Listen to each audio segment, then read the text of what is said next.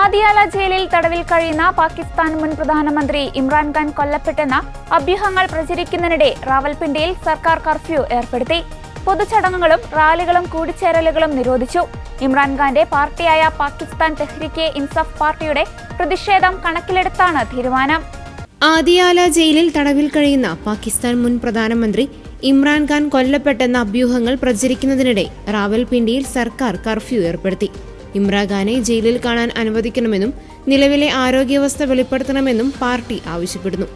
ഇമ്രാൻ ദുരൂഹ സാഹചര്യത്തിൽ കൊല്ലപ്പെട്ടെന്നും മൃതദേഹം മാറ്റിയെന്നും അഫ്ഗാനിസ്ഥാനിലെയും ബലൂചിസ്ഥാനിലെയും ചില സമൂഹമാധ്യമങ്ങളിൽ വാർത്ത വന്നതിനെ തുടർന്ന് പാകിസ്ഥാനിൽ വലിയ പ്രതിഷേധമാണ് നടക്കുന്നത്. വാർത്ത നിഷേധിച്ച അധികൃതർ ഇമ്രാൻഖാനെ കാണാൻ കുടുംബത്തെ അനുവദിച്ചിട്ടില്ല. സർക്കാരിനെ എന്തൊക്കെയോ മറച്ചുവെക്കാനുള്ളതിനാലാണ് ആരെയും കാണാൻ അനുവദിക്കാത്തതെന്നാണ് തെഹ്രീക്കെ ഇൻസാഫ് നേതാക്കൾ പറയുന്നത്. ഇമ്രാനെ കാണാൻ അനുവദിക്കണമെന്നാവശ്യപ്പെട്ട് ആദിയാല ജയിലിന് പുറത്ത് കാത്തുനിന്ന സഹോദരിമാരായ അലീമ ഖാൻ, ഡോക്ടർ ഉസ്മാ ഖാൻ, നോറിൻ നിയാസി എന്നിവരെ പോലീസ് ബലം പ്രയോഗിച്ച് നീക്കുകയും മർദ്ദിക്കുകയും ചെയ്തിരുന്നു. ഇതോടെ ഇമ്രാൻ മരിച്ചതായി അഭ്യൂഹങ്ങൾക്ക് ആക്കം കൂട്ടി.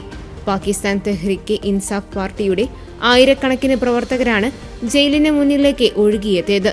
14 വർഷം തടവ് ശിക്ഷ ലഭിച്ച് ജയിലിൽ കഴിയുന്ന ഇമ്രാൻഖാനെ 1 മാസത്തിലധികമായി കുടുംബാംഗങ്ങൾക്കോ അഭിഭാഷകർക്കോ കാണാൻ അനുമതി ലഭിച്ചിട്ടില്ല.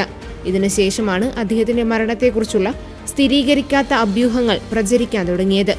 ഇമ്രാൻഖാൻ ദുരൂഹമായി കൊല്ലപ്പെട്ടുവെന്നും അദ്ദേഹത്തിന്റെ മൃതദേഹം ജയിലിൽ നിന്ന് മാറ്റിയെന്നും അഫ്ഗാനിസ്ഥാൻ ടൈംസ് റിപ്പോർട്ട് ചെയ്തതോടെ അഭ്യൂഹങ്ങൾ ശക്തമായി. മെയ് മാസത്തിലും ഇത്തരം പ്രചരണങ്ങൾ ഉണ്ടായിരുന്നു.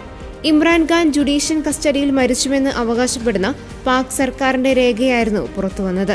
പിന്നീട് ഈ രേഖ വ്യാജമാണെന്ന് പാക് അധികൃതർ വ്യക്തമാക്കി. പ്രശസ്ത ക്രിക്കറ്റ് താരമായിരുന്ന ഇമ്രാന്റെ നേതൃത്വത്തിലാണ് പാകിസ്ഥാൻ ലോകകപ്പ് ക്രിക്കറ്റ് കിരീടം നേടിയത്.